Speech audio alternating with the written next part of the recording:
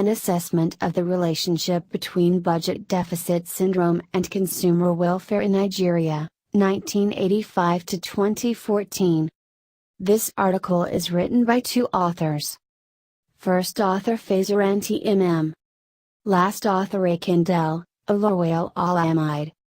Contribution and originality of the study is that, this study contributes to the existing literature on budget deficits as it affects the consumer welfare, and it provides empirical linkages between budget deficit, consumer welfare, inflation, indirect tax and interest rate.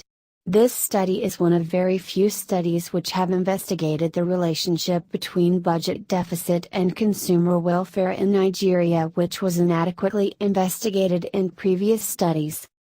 Nigeria over the years have concurrently operated deficit budget, though there have been various studies on the relationship between budget deficit and macroeconomic variables, but the relationship between budget deficit and consumer welfare have not really been researched into in Nigeria.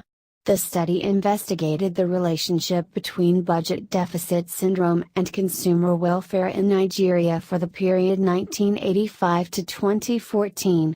The data were analyzed with the fully modified ordinary least square approach, FMOLS.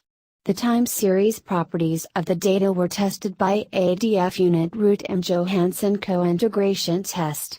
A unidirectional causal relation existed between consumer welfare and budget deficit, while bidirectional causality existed between consumer welfare and indirect tax.